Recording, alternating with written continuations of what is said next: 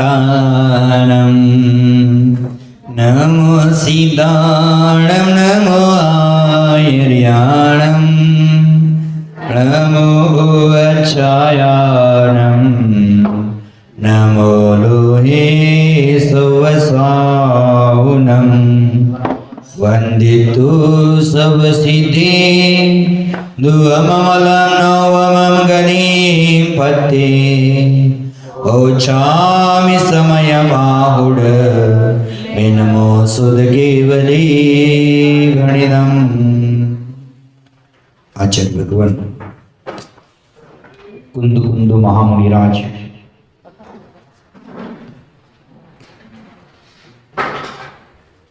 उनके माध्यम से पवित्र ग्रंथराज में समयसार हमारे सामने विराजमान हैं और समयसार के माध्यम से आचार्य भगवान रत्नत्रय स्वरूपी शुद्धात्मा की चर्चा कर रहे हैं। भेद रत्नत्रय अभेद रत्नत्रय का व्याख्यान समझा रहे हैं। आचार्य महाराज से कल चर्चा की थी, आधा आत्मा में ही दर्शन है, आत्मा में ही ज्ञान है, आत्मा में ही चरित्र है, आत्मा में ही संवर है, आत्मा में ही योग है आदि की चर्चा आचार्य महाराज ने कल की है। देख लेना, आचार्य भगवान कहते हैं कि सम्यक दर्शन, सम्यक ज्ञान, सम्यक चारित्र की एकता ही मोक्ष मार्ग है। रत्नत्रय की पूर्णता, रत्नत्रय की एकता, रत्नत्रय की केवलता, रत्नत्रय की सर्वोत्कृष्टता और रत्नत्रय की निर्मलता, ऐसे रत्नत्रय की निर्मलता में स्थित होना, ऐसी स्थिति में स्थित होना और ऐसे स्थिति में स्थित आत्मा केवल ज्ञानी भगवान है। इस जगत में जो जो पदार्थ उपस्थित है वे सभी पदार्थ केवली के ज्ञान में स्वतः ही झलक जाते हैं। जैसे दर्पण के सामने आने वाले प्रत्येक वस्तु दर्पण में दिखती है, उसी प्रकार तीन जगत के जितने द्रव्य हैं, गुण हैं, उनके पर्याय है, उनके सबको युगपत जानने का काम केवल ज्ञान करता है। और ऐसे भगवान के गुणों की प्राप्ति हमें भी करना है तो सबसे पहले निज शुद्ध आत्मा की अनुभूति करना अनिवार्य है। और निज शुद्ध आत्मा की अनुभूति के लिए भेद रत्नत्रय, अभेद रत्नत्रय को भी समझना आवश्यक है। बंधु, इन रत्नत्रय, भेदाभेद रत्नत्रय को समझकर जो शुद्धात्मा की अनुभूति करता है, स्व की प्रतीति करता है, स्व की प्रतिचित्ति करता है, स्व संवेदन करता है, उसको मोक्ष मिलता है। मात्र मोक्ष फल प्राप्त है, फलम निर्वपामिति स्वा बोलने से मिलता नहीं है। मात्र स्वाहा स्वाहा स्वाहा हम जीवन भर करके आ रहे हैं, लेकिन स्वाहा स्वाहा में धर्म नहीं भाइयों, स्व में धर्म है। वो स्व के धर्म की खोज करनी चाहिए। हम स्वाहा में धर्म खोज रहे हैं और स्व के धर्म को भूल रहे हैं। तो बंधुओं, ध्यान रहे, मोक्ष मांगने से नहीं मिलता। मोक्ष प्राप्ति के लिए परम पुरुषार्थ, सम्यक पुरुषार्थ करना पड़ता है और उस रूप कार्य करने से मोक्ष मिलता है। मोक्ष मिलने योग्य कार्य करने से मोक्ष अपने आप मिल जाता है। अब मोक्ष योग्य कार्य क्या क्या है? दुकानदारी करना, घर गृहस्थी करना, मायाचारी करना, ये तो संसार के कर्म हैं। मोक्ष रूप कार्य करना, इसका मतलब व्रतादि का बहिरंग में सेवन करना, आचरण करना और अंतर हृदय में निशुद्धात्मा का अनुभव करना।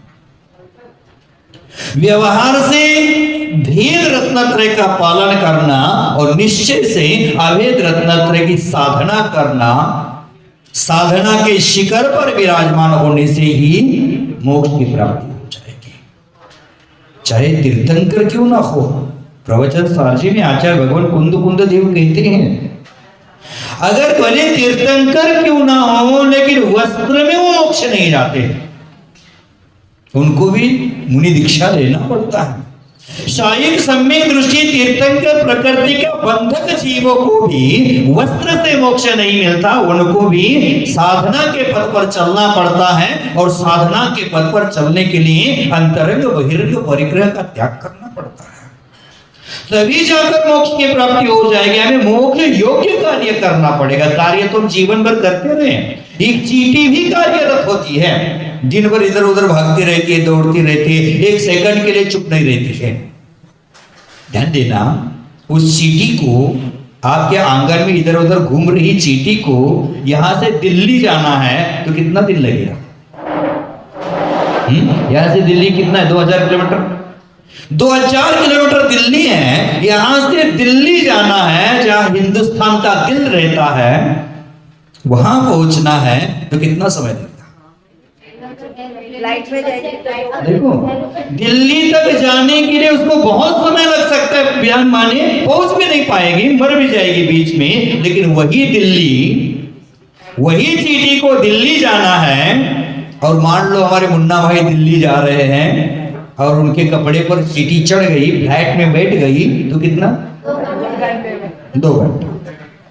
उसी प्रकार हमारी आत्मा को मोक्ष की ओर ले जाना है तो मिथ्यात्व के साथ, राग द्वेष के साथ हम कभी नहीं पहुंच पाएंगे, इस संसार में ही भ्रमण करते रहेंगे। लेकिन अगर हमें मोक्ष जाना है तो देव शास्त्र गुरु का सहारा लेकर भेद अभेद रत्नत्रय का पालन करके शुद्धात्मा की अनुभूति करते हैं तो तुरंत हमें मोक्ष मिल जाता है, मोक्ष हमारे मुट्ठी में आ जाता है।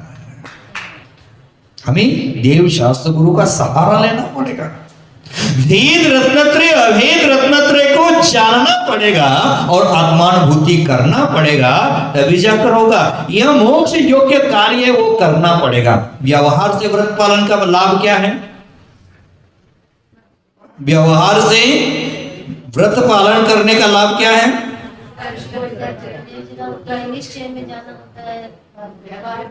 आचार्य भगवान पूज्यपाद देव इष्टोपदेश ग्रंथराज में कहते हैं, वरम वतम पदम देवम ना व्रतवत नारकम छाया तपस तयोर भेदा प्रतिपाल तयोर महान। व्रत धारण करने का फल है देवगति की प्राप्ति होती है। वरम वतम पदम देवम ना व्रतवत नारकम, और अव्रति होने से नरक की प्राप्ति होती है। आप कौन सी दिशा में जाना चाहते हैं? जाना तो देवगति में है, कौन से व्रत है आपके पास? तो कैसे जाएंगे? नहीं, प्रयास अब कब तक करोगे? आचार्य भगवान कहते कि 8 वर्ष अंतर मुहूर्त होने के बाद जीव में सम्यक दर्शन की योग्यता आती है। हमें कितने साल हो गए, कितने दिन तक प्रयास करोगे? और हमारा प्रयास व्यर्थ का चल रहा है, भूसा कुट रहे हैं रत्न प्राप्ति के लिए। अब भूसा कुटने से रत्न मिलेगा क्या? हमारा प्रयास भले सही दिशा में हो, लेट हो, धीमी शुरुआत हो, लेकिन हमारा प्रयास तो सही दिशा में होना चाहिए। हमें जाना है दिल्ली, यहां से मान लो दिल्ली पश्चिम दिशा में है और हम चल पड़े हैं पूर्व दिशा में, कितने दिन में पहुंचोगे भाई?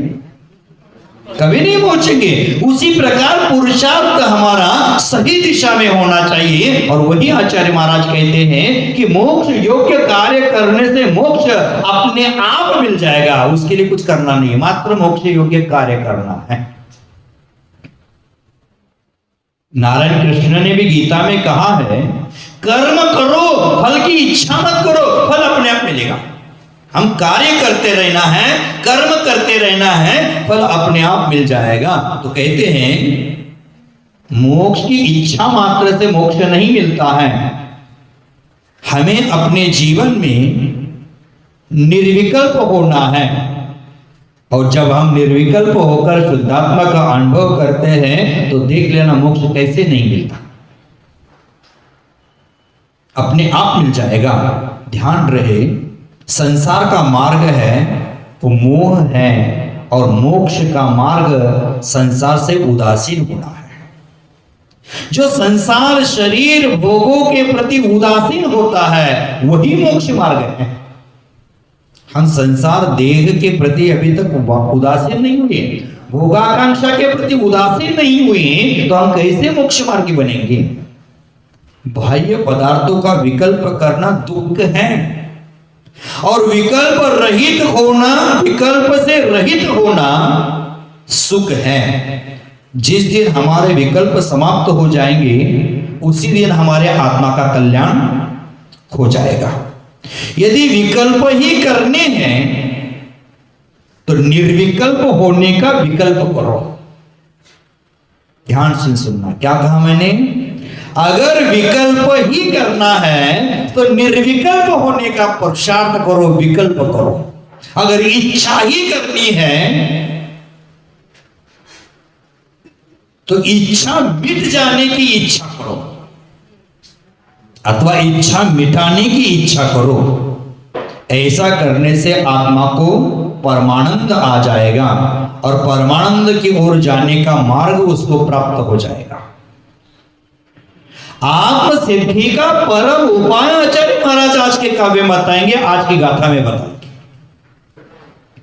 साधुओं को, आत्म तत्व के साधक को दर्शन, ज्ञान, चरित्र, चारित्र, इन तीनों का नित्य सेवन करना चाहिए। जैसे कोई बीमारी को दूर करने के लिए सुबह शाम दोपहर दवाई लेते हैं, उसी प्रकार हमें अनादि काल से ये संसार में जन्म मरण रूपी रोग हो गया है।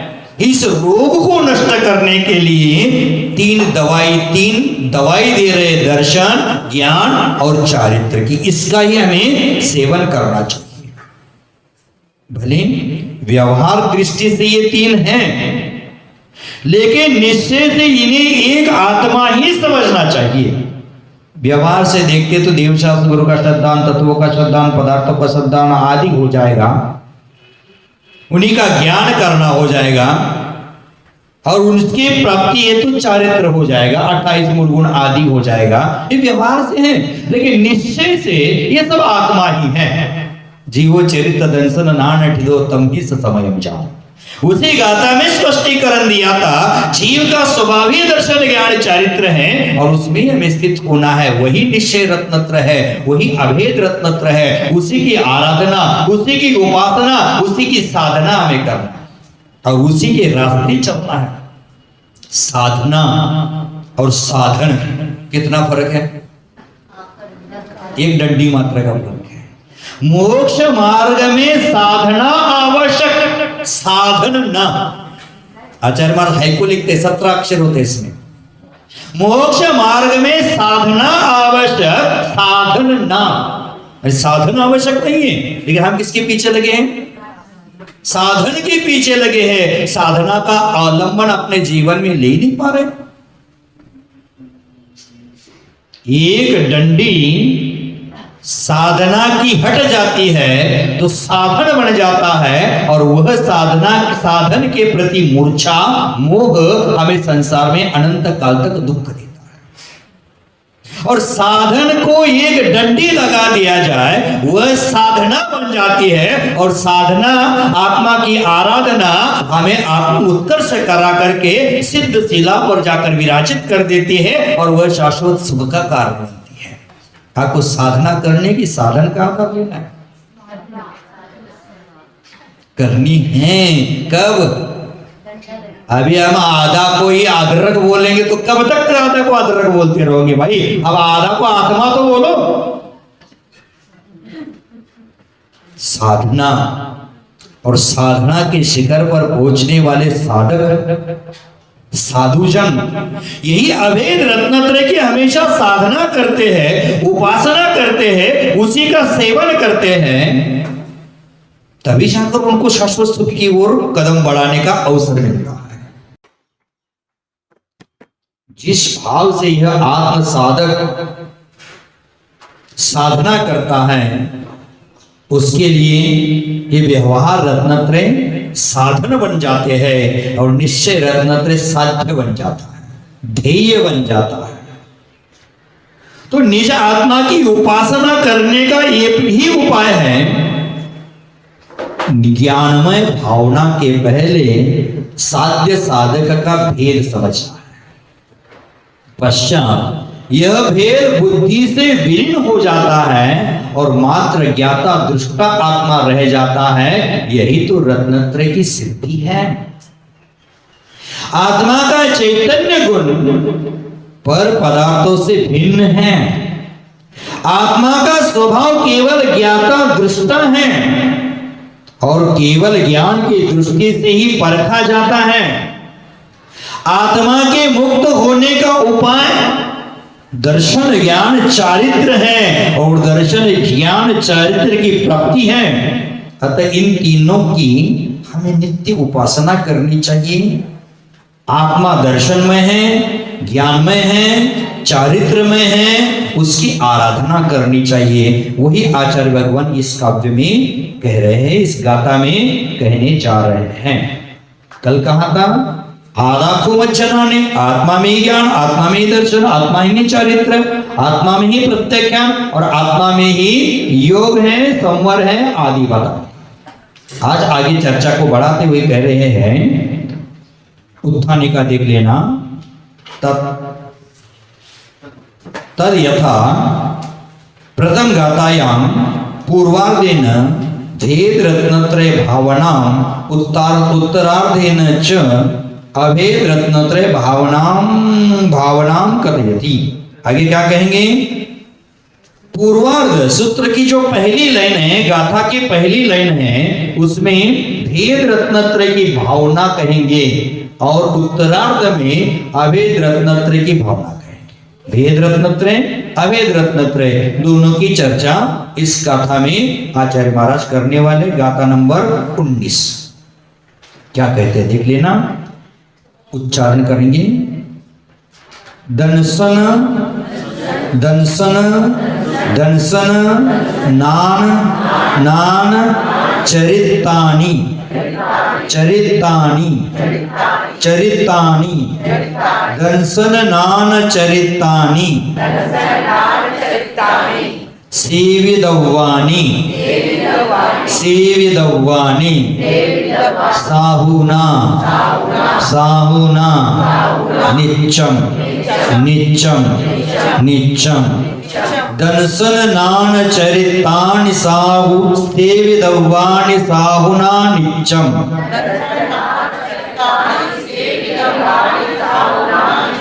दंसन नान चरितानि सेविदव्वानि साहुना नित्यम।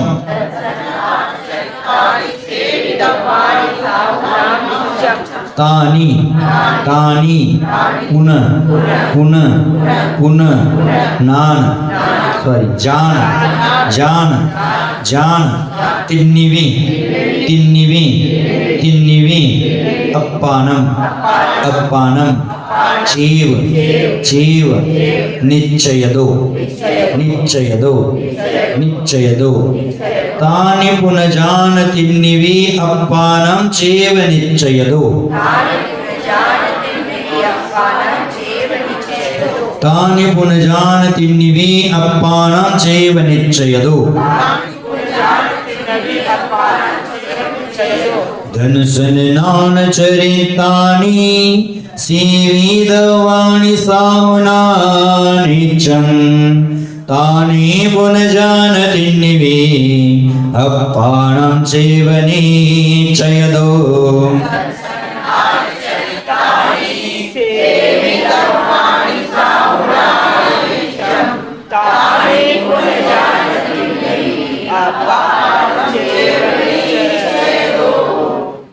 साथ में बोलेंगे दंसन नान चरितानि सेविदव्वानि साहुना नित्यं।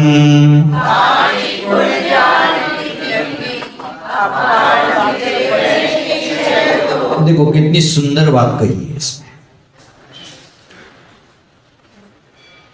सब संदेह हमारे हट जाएंगे इस काव्य के माध्यम से, गाथा के माध्यम से। क्या कहते हैं? दर्शन नान चरित्र माने दर्शन, ज्ञान और चारित्र।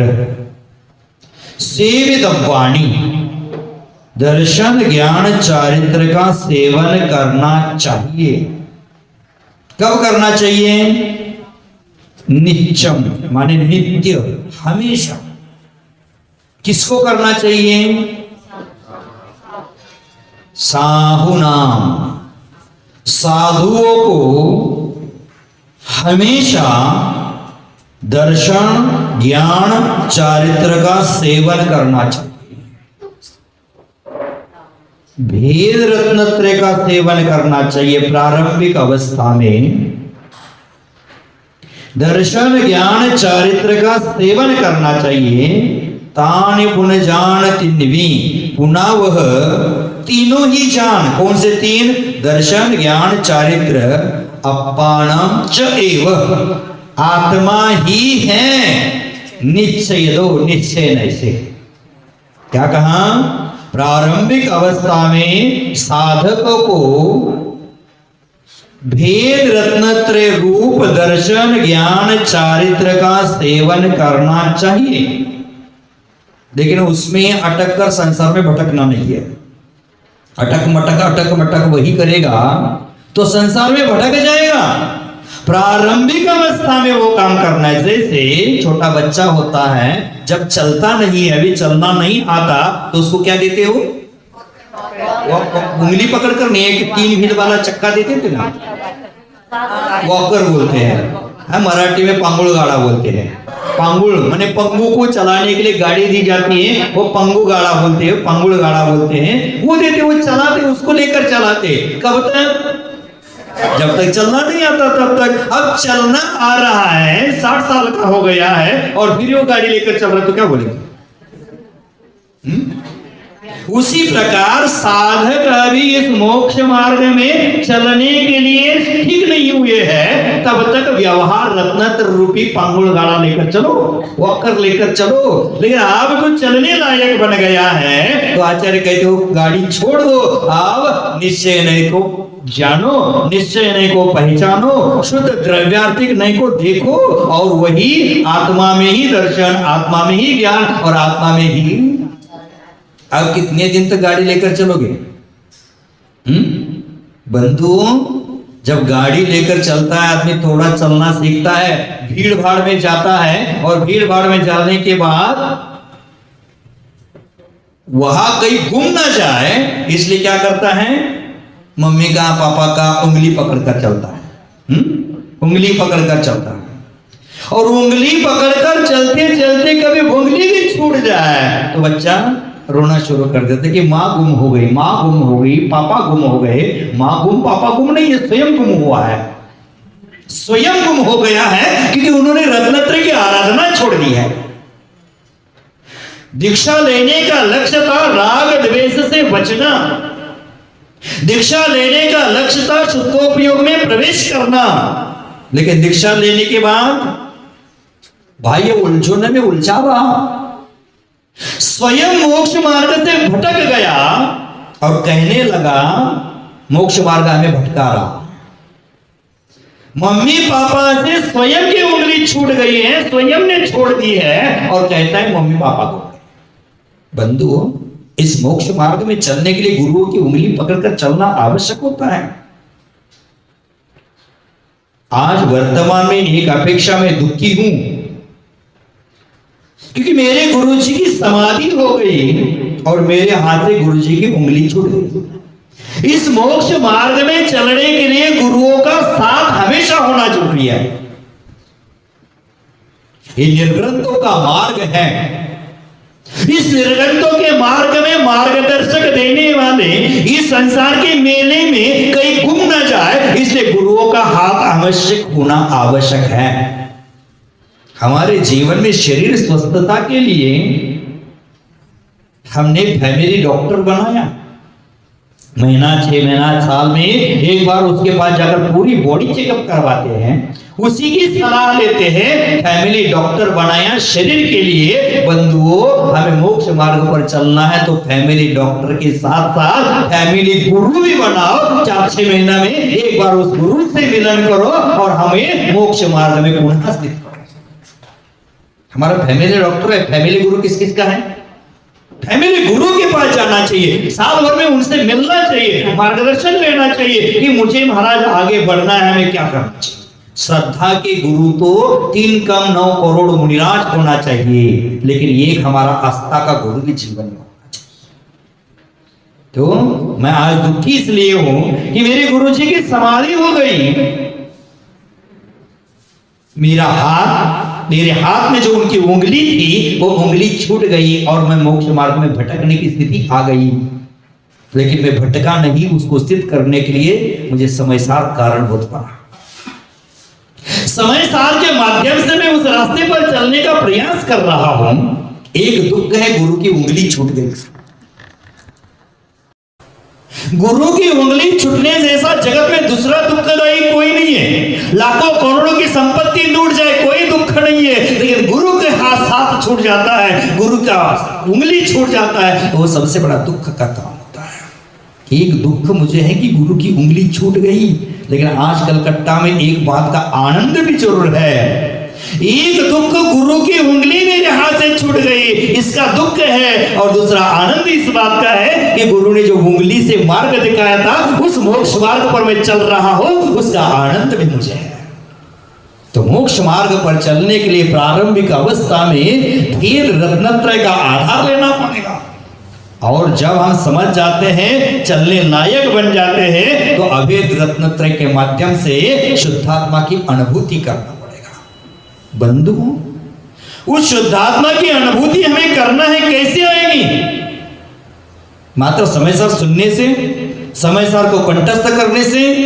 बहुत सारे लोग हैं समय सार को कंठस्थ तो जरूर कर लेते हैं, लेकिन हृदयस्थ नहीं करते, इसलिए संसार में भटक जाते हैं। समय सार को सुनने से कभी आत्मा का कल्याण नहीं होता है। समय सार सुनने के बाद हमारे जीवन को समय सार में बनाने से आत्मा का कल्याण हो जाएगा। बंधु, शुद्धात्मा की अनुभूति कैसे होती है? आचार्य भगवान पूज्यपाद देव इष्टोपदेश में 22 नंबर की गाथा कहते हैं, संयम्यम करण ग्राम मेकाग्रत्वेन चेतसः आत्मानम आत्मवान ध्यायेदात्म नैवात्मनि स्थितम। क्या कहते हैं? आत्मा है वो करण ग्राम्यम। करण का अर्थ क्या होता है? एक करण का अर्थ परिणाम भी होता है, करण का अर्थ वात्सल्य भी होता है, करण का अर्थ दान भी होता है, करण का अर्थ गणित भी होता है। करण का मतलब साधन भी होता है, लेकिन यहां अपेक्षित शब्द है करण का अर्थ इंद्रिया भी होता है। देखो करण के कितने अर्थ बताए। अब करण वो महाभारत वाले करण की ओर मत जाना। करण का अर्थ वात्सल्य भी है, करण का अर्थ दान भी है, करण का अर्थ गणित भी है, करण का अर्थ साधन भी है, करण का अर्थ परिणाम भी है, और करण का अर्थ इंद्रिया भी है। यहां क्या लगाना है? इंद्रिया। जो आत्मवान पुरुष है, इंद्रियों को संयम्य माने संयमित करता है, बाह्य विषयों में जाने वाले प्रवृत्ति को रोकता है, चेतसः और पुनः चित्त की एकाग्रता से अपनी आत्मा में स्थित हो जाता है, अपनी आत्मा द्वारा अपनी आत्मा का ही चिंतन करता है, वह व्यक्ति अपनी आत्मा की उपासना कर सकता है। वह व्यक्ति शुद्ध निश्चय रत्नत्रय का आधारभूत स्वसंवेदन कर सकता है। तो पहले क्या करना पड़ेगा? करण ग्राम्यम संयम्य, इंद्रिय के विषयों को संयमित करना चाहिए, रोकना चाहिए। संयम। शांति सागर महाराज जी ने समाधि के 22वें दिन 26 मिनट का उपदेश दिया, उसमें यही कहा संयम का पालन करो, संयम का पालन करो, यही उनका दिव्य संदेश है।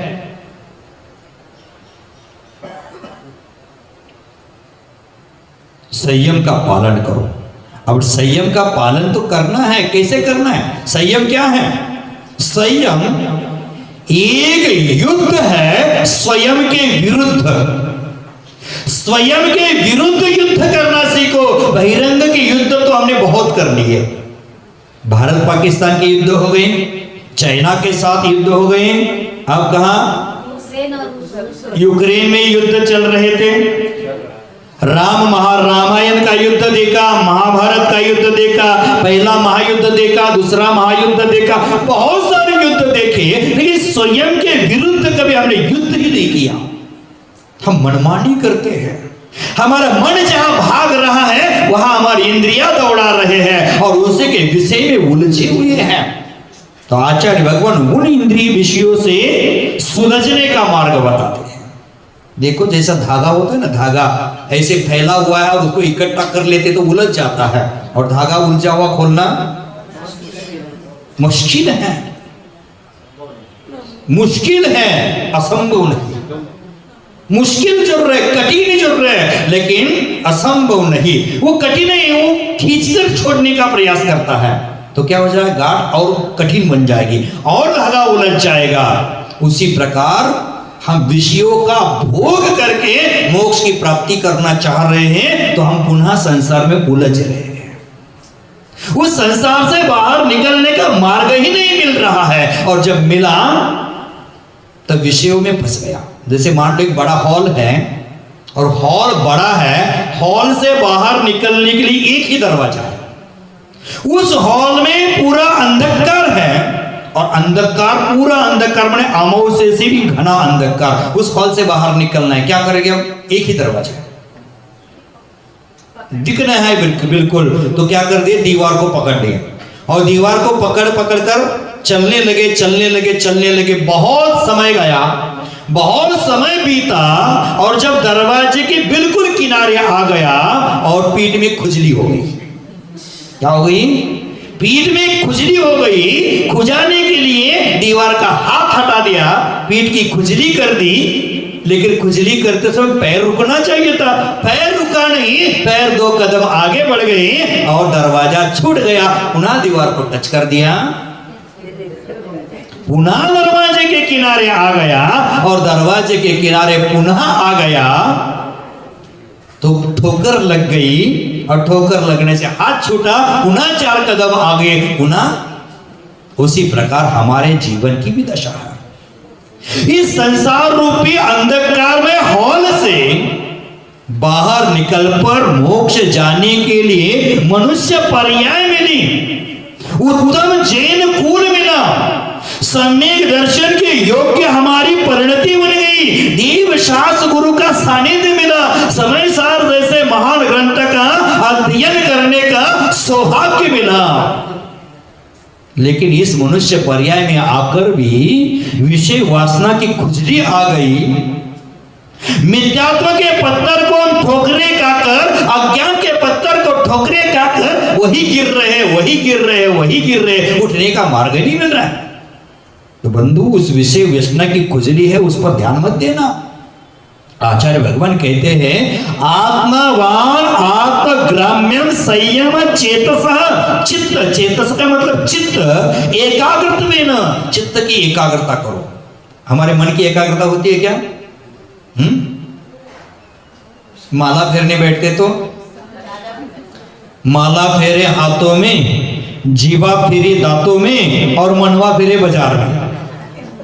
हमारा मन बाजार में घूमता रहता है। मानव का मन बहुत विचित्र है, एक जगह रुकता ही नहीं है। एक सेकंड में, एक समय में वो 3 लोक की यात्रा करके आता है।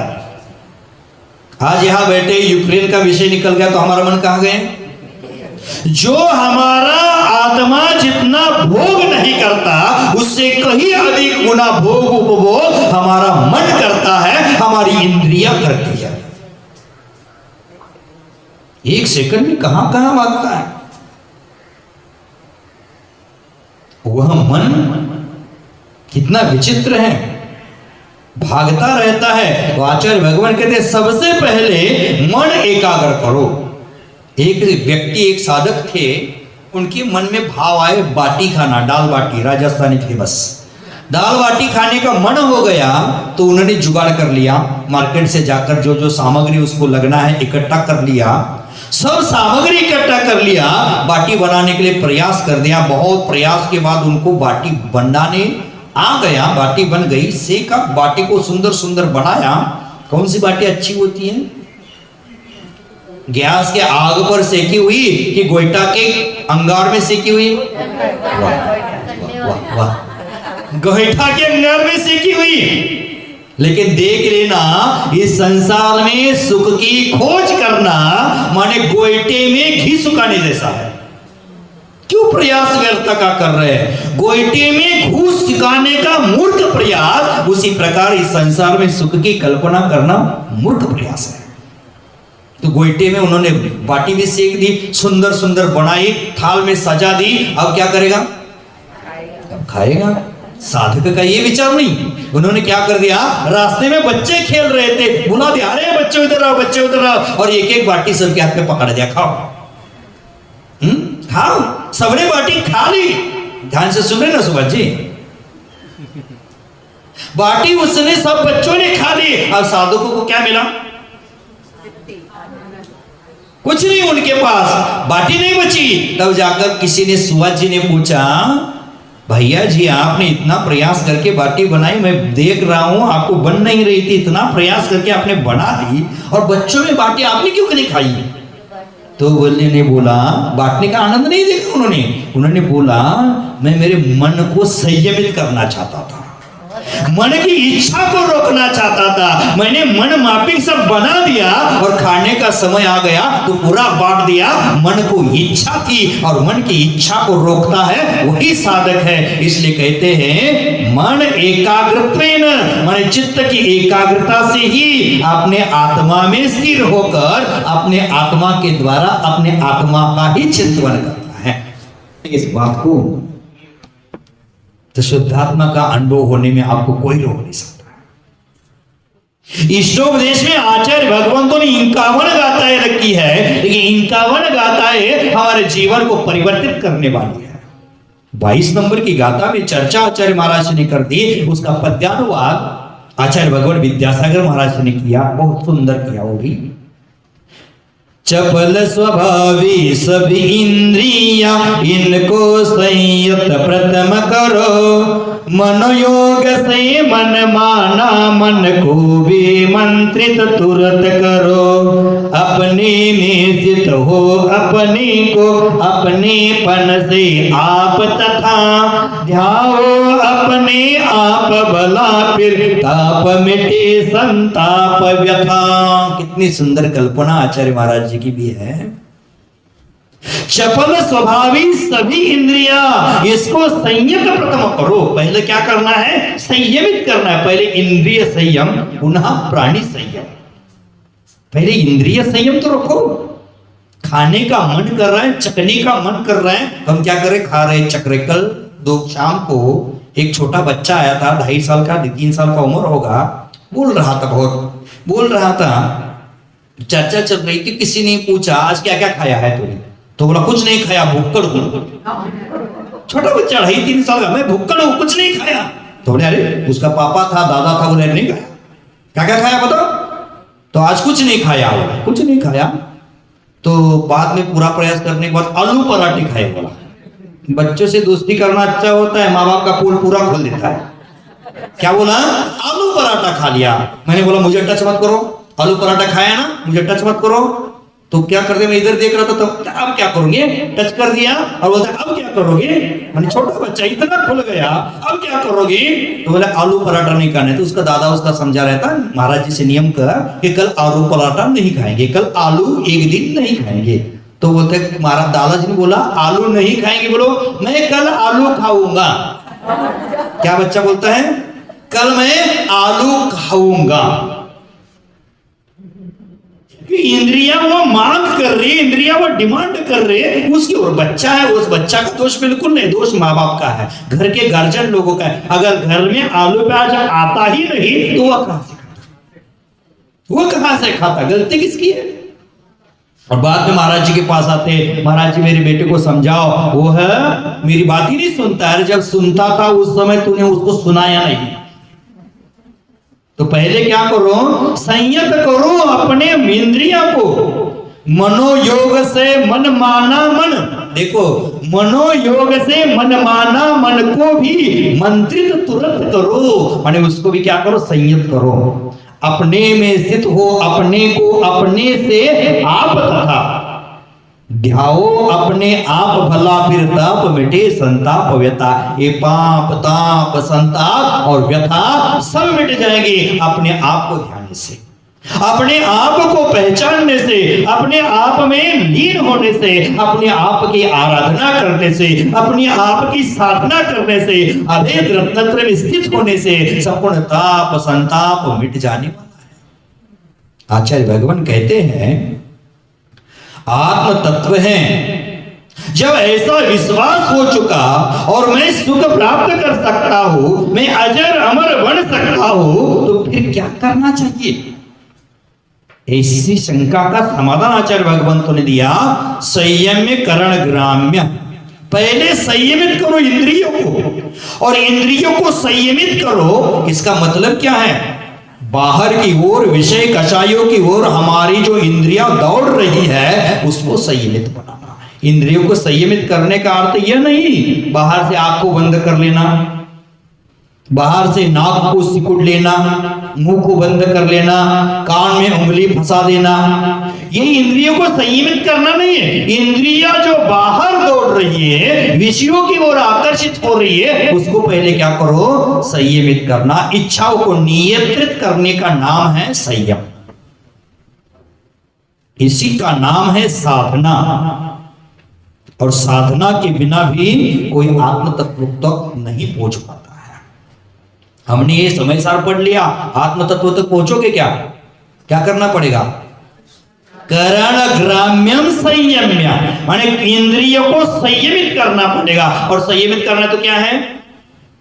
महाव्रतों को स्वीकारना पड़ेगा, 13 प्रकार के चारित्र की साधना करनी पड़ेगी, 5 समितियों का पालन करना पड़ेगा, 3 गुप्तियों का पालन करना पड़ेगा, 7 शेष गुण है उसका पालन करना पड़ेगा, इंद्रिय निरोध करना पड़ेगा, तभी जाकर होगा, नहीं तो नहीं होगा।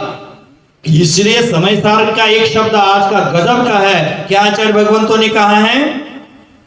साहुना, साधुओं को ये आत्म तत्व को ध्याना चाहिए। कपड़ा पहनकर बैठोगे और बोलोगे मैं शुद्ध हूं, बुद्ध हूं, अखंड हूं, ज्ञान स्वरूपी हूं, कहां से बनोगे? इंद्रिय संयम करना पड़ेगा। हमारा मन जो बाहर की ओर दौड़ रहा है उसको रोकना पड़ेगा। साधु का अर्थ क्या होता है? साधु कौन होता है? जो इंद्रिय विषयों को जीत कर अपनी आत्मा की साधना में लीन होता है वो साधु होता है। साधु का एक अर्थ सज्जन पुरुष भी होता है। साधु का एक अर्थ सज्जन पुरुष होता है। आप सज्जन है कि दुर्जन है? है? आप कभी मायाचार नहीं करते? कभी सज्जन पुरुष भी एक अर्थ है, लेकिन साधु वह है जो साधना की शिखर पर विराजित है। अर्यंत किसको कहते हैं? जिन्होंने शत्रुओं का अंत कर दे वो अर्यंत हैं। वह अर्यंतों को नमस्कार हो, नमो अर्यंतानम। इसका मतलब क्या है? अर्यंतों को नमस्कार नहीं, अर्यंतों ने जो आज्ञा दी है उसका मैं पालन करूंगा, यह अर्थ है नमो का मंत्र का। थोड़ा निश्चय से भी अर्थ निकाला करो। अर्हंतों की आज्ञा का पालन करना ही अर्हंतों को नमस्कार है। सिद्धों की आज्ञा का पालन करना ही सिद्धों को नमस्कार। आचार्यों की आज्ञा का पालन करना ही आचार्य। या नमस्कार भी कर रहे हैं और उनका आदेश भी नहीं पाल रहे हैं, तो नमस्कार करने का मतलब क्या? जो शत्रुओं का अंत करते वो अर्यंत है, जो 8 गुणों से युक्त है और शरीरी है वह सिद्ध है, जो आचरणों के आचार्य हैं, बातों के बादशाह नहीं। आचार्य किनको कहते हैं? जो आचरणों के आचार्य हैं, बातों के बादशाह नहीं, वह आचार्य होते हैं। और आज हमारे लिए आदर्श आचार्य भगवान विद्यासागर जी महाराज आचरणों के आचार्य है। ऐसे आचार्यों का सानिध्य आज हमें मिला है, बहुत सौभाग्य की बात। उपाध्याय ज्ञान 11 अंग 14 गुरु का ज्ञान, ठीक है। जो ज्ञान के मोती हमेशा बिखेरते रहते हैं, ज्ञान के रत्न बिखेरते रहते हैं और हमारे जीवन में प्रकाश कर देते हैं, वह उपाध्याय है। और साधु, साधु और स्वाधु, एक साधु और एक स्वाधु। कौन सा साधु होना चाहिए? साधु कौन है? जो साधना के शिखर पर विराजित हैं, उन्होंने अपने जीवन में साधना को महत्व दिया है, साधन को नहीं, वह साधु है। साधु के पास कौन कौन से साधन होना चाहिए? पिची, कमंडल, शास्त्र और ये चश्मा, वो ज्ञानोपकरण है। पेन पेंसिल ज्ञानोपकरण है, घड़ी ज्ञानोपकरण नहीं है। इसको चुराना है चुरा लो, साधु के पास नहीं होनी चाहिए। चुराना है चुरा लो, साधु के पास नहीं होनी चाहिए। ये घड़ी किसके लिए रखी है? श्रावकों के लिए घड़ी साधु के सामने आ गई कि उनको समय पर छोड़ना है, उनको समय पर कार्य करना, इसलिए साधु को क्या समय का।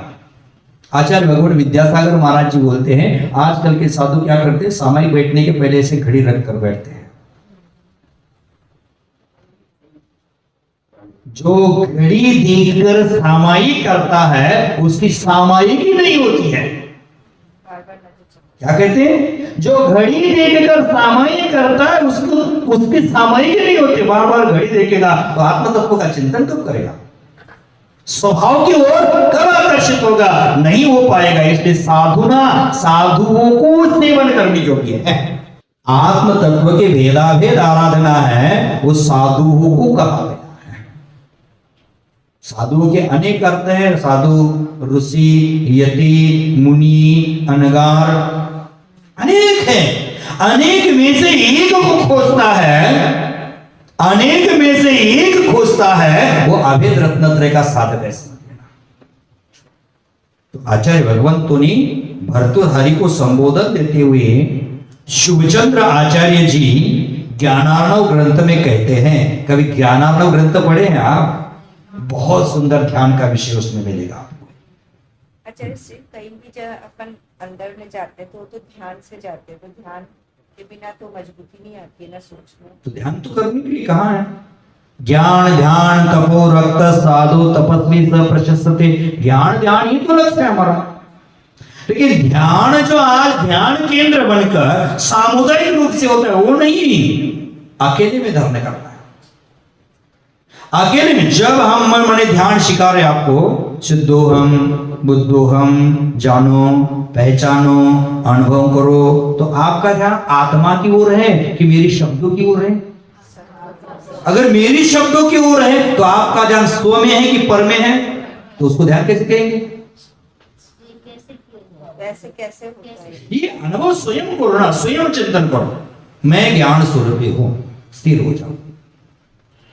आचार्य भगवंत ने पदस्थ ध्यान, पिंडस्थ ध्यान, रूपस्थ ध्यान, रूपातीत ध्यान कहे हैं। उसका आधार लो, उसके आधार स्वयं लेना। और पदस्थ, पिंडस्थ, रूपस्थ, रूपातीत ध्यान करोगे तो कितना समय निकल गया स्वयं को पता नहीं चलेगा। हाँ, अभ्यास रूप से आप पहले प्रारंभिक अवस्था में वो करो, लेकिन जिंदगी भर वो करोगे, जिंदगी भर पांगुल गाला लेकर चलोगे तो लाभकारी नहीं है। तो भर्तृहरि को समझाते समय आचार्य भगवान शिवचंद्र स्वामी जी ज्ञानार्णव ग्रंथ में कहते हैं, जो व्यक्ति इस प्रकार इंद्रियों को वश नहीं कर सकता है, मन को एकाग्र नहीं कर सकता है, मात्र आत्म ध्यान की बात करता है, कहता है कि मुझे आत्मा झलक रहा है, वह व्यक्ति एक प्रकार से अपने आप को ही ठग रहा है। किसने कहा है? मैंने नहीं कहा। कौन कहते हैं? शुभचंद्र आचार्य भर्तृहरि को समझाने के लिए ज्ञानार्णव ग्रंथराज में कहते हैं, स्वयं को ठोक रहा है, स्वयं की ऐसी गंदी सोच के द्वारा स्वयं को ठोक रहा है, ठग रहा है। बिना संयम के आत्मानुभूति का प्रयास करना वैसे ही असंभव है जैसे कोई व्यक्ति पहाड़ को तोड़ने के लिए अपने सिर का प्रयोग कर रहा है। अब सिर फटेगा कि पहाड़ फटेगा? तो ये प्रयास कैसा है?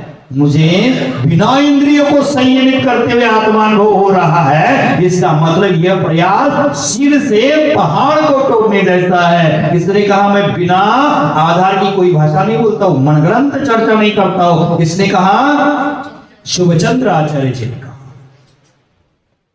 फिर से सुन लेना, बिना संयम के आत्मानुभूति का प्रयास करना वैसे ही असंभव है जैसे कोई व्यक्ति पहाड़ को तोड़ने के लिए अपने सिर का प्रयोग करता है, अपने बाल का प्रयोग करता है।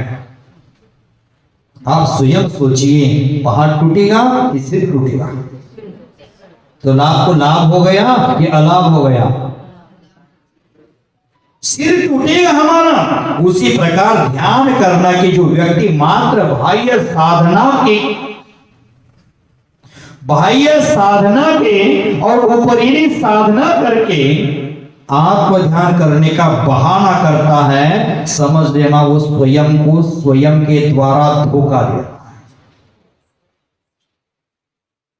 ध्यान देना, धोखा देने वालों को धर्म दोबारा मौका नहीं देता। स्वयं को धोखा दे रहा है कि मुझे आत्मा को हो रहा है, मुझे आत्मा, ऐसा नहीं होता है। तो आचार्य भगवंत ने संयम का प्रकरण कहा क्यों? इसका कारण क्या था? इंद्रियों को संयमित बनाना चाहिए। उसके उपरांत आचार्य कहते हैं कि एकाग्रत्वेन चेतसः, मन की एकाग्रता करो और इंद्रिय विषयों का निग्रह करो। जो इंद्रिय की लालसा है वो घट जाएगी। ख्याति, लाभ, पूजा का भाव जब तक नहीं छूटेगा तब तक हमारा मन एकाग्र नहीं हो पाएगा। समझ रहे हैं ना? कितनी गजब की बात की है, कितनी सुंदर चर्चा आचार्य महाराज कर रहे हैं। हमें यह समझना चाहिए कि हमारी आत्मा की चंचलता है, उसको रोकना है और बहिरंग ध्यान को छोड़ करके अंतरंग ध्यान की बात चल रही है।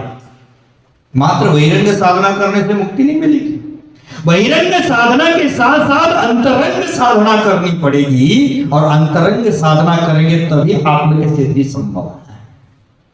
नहीं तो नहीं। देख लेना, पंचेंद्रियों के विषयों को जो अपने आप में संयमित बना लेता है, एकाग्र हो जाता है, पूर्ण रूप से एकाग्रता को प्राप्त कर लेता है, वह आत्मा के उपयोग में टिक जाता है।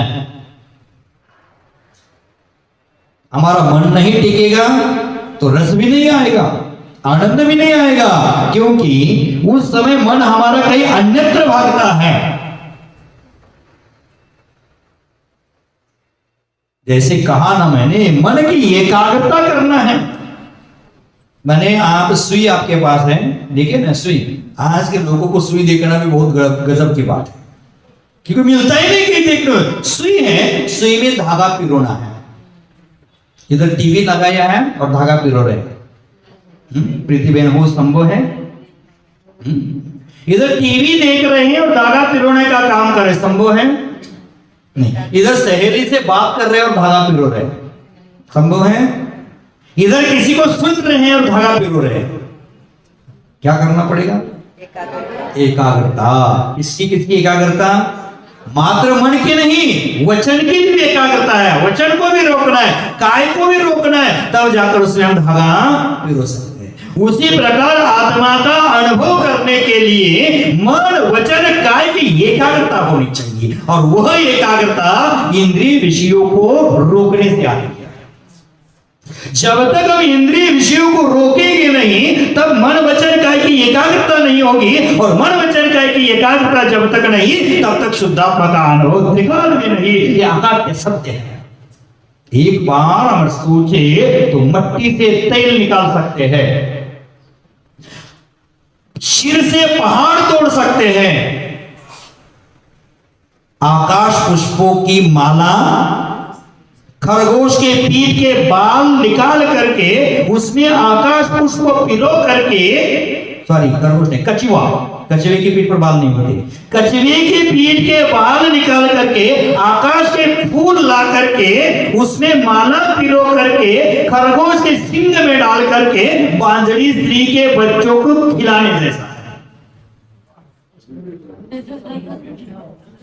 आकाश के पुष्प नहीं होते, कछुए की पीठ पर बाल नहीं होते, खरगोश को सिंग नहीं होते, और बांझड़ी को पुत्र नहीं होता, तो कैसे खिला पाओगे? खिलाना माने ये नहीं खिलौने के साथ खिलाने जैसे, संभव है ये? उसी प्रकार इंद्रिय निग्रह के बिना शुद्धात्मा में पहुंचना असंभव है। ये कल्पना वाली है। बच्चों को खिला रहा है, आकाश के फूल तोड़ कर लाया है, खरगोश के पीठ के बाल निकाल कर धागा बनाया, उसमें पिरवा दिया, और सॉरी कछुआ, बार बार खरगोश आता है, कछुआ, हिंदी मुझे आती नहीं है इसलिए थोड़ा गड़बड़ होता है, हिंदी अभी भी सीख रहा हूं मैं, तो भी गलती हो जाए तो समझ लेना। आप इतना अच्छा 2016 के पहले मुझे हिंदी नहीं आती थी, 2016 में मैं हिंदी सीखा हूं। कुछ गड़बड़ी हो तो समझदारी दिखा देना, क्योंकि छल चुपके से छलम न गए तरफ धीरता के साथ समझ लेना, अपने अनुभव के द्वारा उसको जान लेना। तो हमें मन की एकाग्रता नहीं है तब तक हमारे आत्मा के प्रति रुचि जागृत नहीं होगी, आत्मचिंतन का रस नहीं आएगा, आत्मचिंतन का अनुभव नहीं आएगा। देख लेना, हम भोजन करते समय मोबाइल देख रहे, देखना नहीं चाहिए। कल हमने एक महानुभव को देखा, मैं किसी की निंदा नहीं कर रहा हूं, उदाहरण दे रहा हूं। महानुभव को देखा, सामने चौकी पर जिनवानी रखी है और पैर पर मोबाइल रखा है और ऐसे कुछ चल रहा था। मैं आहार को गया, गड़बड़ी से उन्होंने ऐसे कर दिया। मैंने बोला जिनवानी पड़ रही मोबाइल देख रहे हो? नहीं महाराज क्षमा कर। हम मोबाइल देख रहे हैं, टीवी देख रहे हैं और इसमें रसगुल्ला खा रहे हैं, कितना मीठा लगता है, उसका रस नहीं आएगा अच्छे से।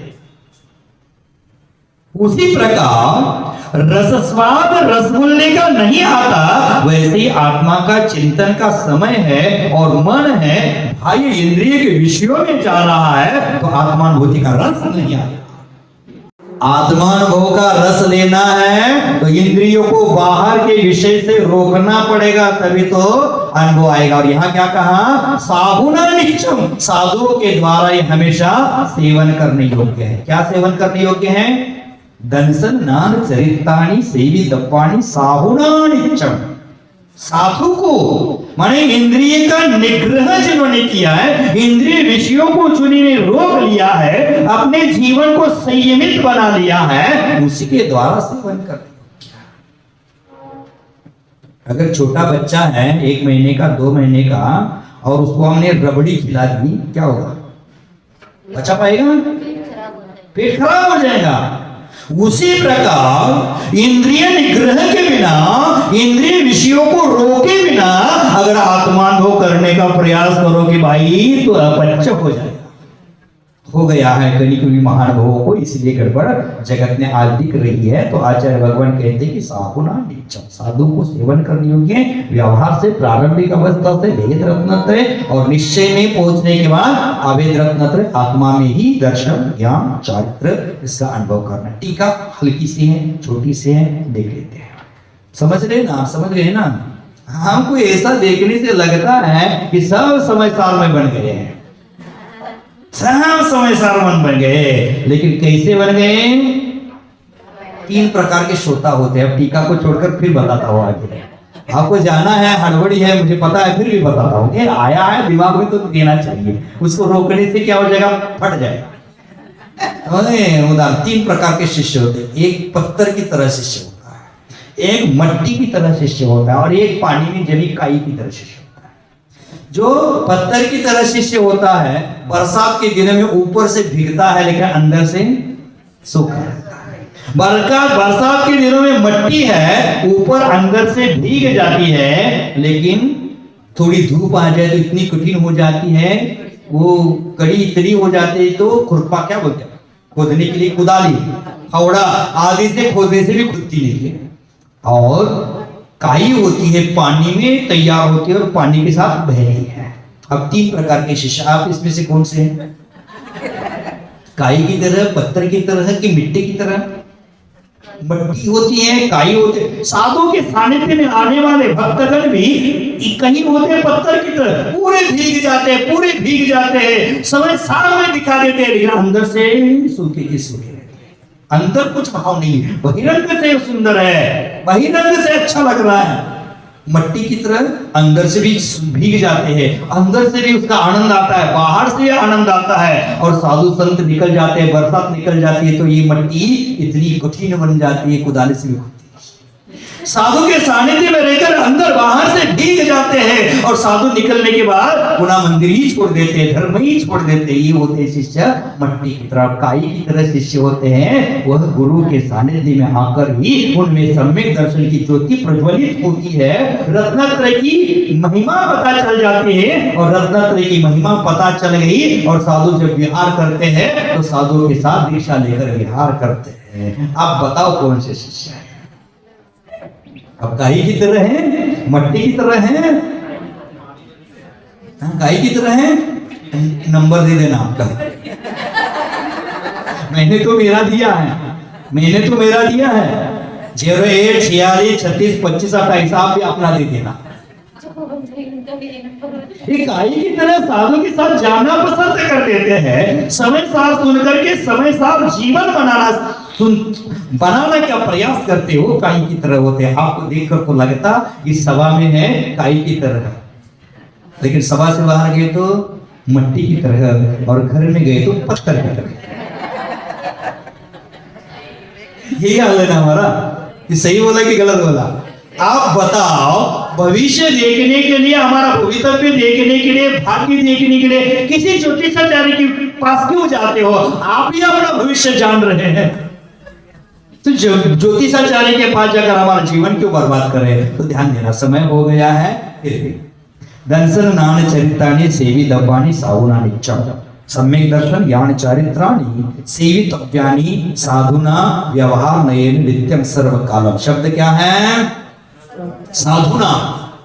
साधुना दर्शन ज्ञान चारित्राणि सेवितव्यानि साधुना व्यवहार नयन नित्यम। आणि दर्शन ज्ञान चारित्र्य भेद रत्नत्रय है, उस भेद रत्नत्रय को साधुओं को हमेशा व्यवहार में से सर्वकाल में सेवन करना चाहिए।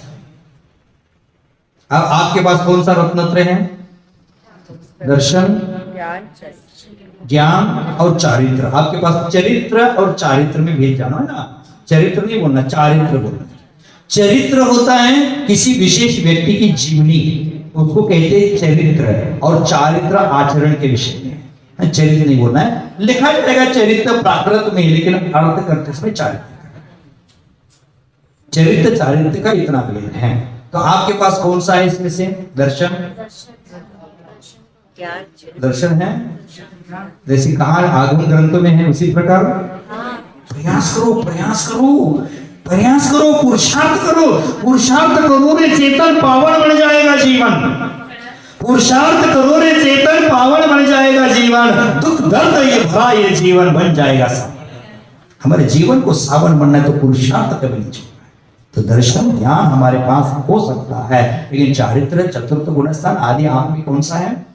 तो यहाँ साधुना सेवितव्यानि व्यवहार रत्नत्रय का साधुओं को सर्वदा हमेशा सेवन करना चाहिए। तानि पुनः जान तिन्निवि, पुनः वह तीनों भी जान। कैसे?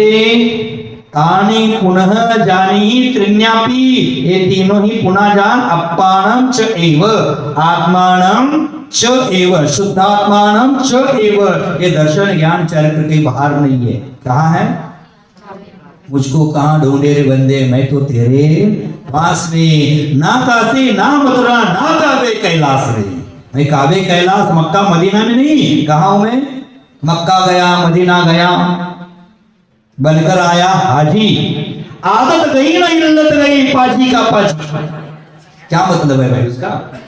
मक्का गया, मदीना गया, बनकर आया हाजी, आदत गई ना इल्लत गई, फिर पाजी का पाजी। क्या मतलब? हम इतना समय साथ सुने, धर्म कर लिए, लेकिन हमारे विषय कषाय ही नहीं छूटे, तो मतलब क्या?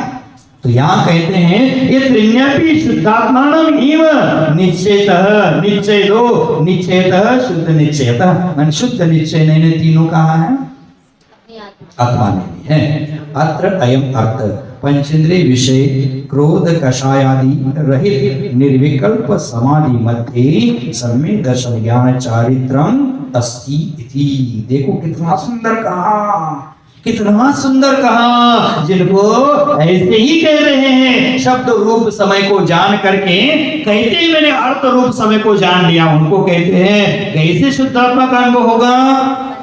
पंचेंद्रिय विषय कषाय क्रोध कषाय आदि रहित, माने पंचेंद्रिय का निग्रह, क्रोध कषाय आदि से रहित निर्विकल्प समाधि में सम्यक दर्शन ज्ञान चारित्रम अस्ति इति। कहाँ होता है सम्यक दर्शन ज्ञान चारित्र? निश्चय की बात है। निश्चय का दर्शन ज्ञान चारित्र कहाँ होता है? जहां पंचेंद्रिय का निग्रह है, पंचेंद्रिय विषयों को रोका है, क्रोधादि कषाय से रहित है और क्रोधादि कषाय से रहित होने बिना निर्विकल्प समाधि में स्थित नहीं होता है। वह क्रोधादि कषाय से रहित होकर निर्विकल्प समाधि में ही दर्शन ज्ञान चारित्र है, ऐसा आचार्य महाराज जी ने कहा है। तो हमें उसी का क्या करना है, सेवन करना है। या रसगुल्ला का सेवन नहीं बोला, या पिज्जा बर्गर का सेवन नहीं बोला, सदा किसका सेवन करो, दर्शन ज्ञान चारित्र का सेवन। चौके में लोग बोलते हैं ना, हम एक आध वस्तु नहीं लेते हैं ना, तो बोलते महाराज ले लो टेस्ट करो। अरे भाइयों, टेस्ट करने की बात क्यों करते हो? आपको पता होना चाहिए साधु पंचेंद्रिय का निग्रह, पंचेंद्रिय विषयों को रोकने के लिए बने हैं, पंचेंद्रिय का विषय को भोगने के लिए नहीं। देखो, अगर साधु टेस्ट में फंसता है ना, तो उसको मोक्ष का एवरेस्ट कभी प्राप्त नहीं। टेस्ट में नहीं फंसना है। एक पात्र का द्रव्य दूसरे पात्र में लेना है और तीसरे पात्र में डालना है। उसमें के बीच में टेस्ट मत देखना। ये पात्र, आपकी थाली एक पात्र है, साधुओं का कर पात्र दूसरा पात्र है और पेट तीसरा पात्र है। एक पात्र से लेकर दूसरे पात्र में लेना है, तीसरे पात्र में डालना है। उसमें क्या देखना है, इसका दूध इसमें, इसका दूध इसमें, उस पात्र को कितना टेस्ट आता है? कुछ नहीं। उसी प्रकार इस टेस्ट में क्यों फंसे भाई? टेस्ट के पीछे लगने वाला मोक्ष का एवरेस्ट प्राप्त नहीं करेगा। तो बंधु, आप सभी लोग मोक्ष का एवरेस्ट प्राप्त करें और अपने जीवन में हमेशा दर्शन ज्ञान चारित्र को ही सेवन करने का प्रयास करें।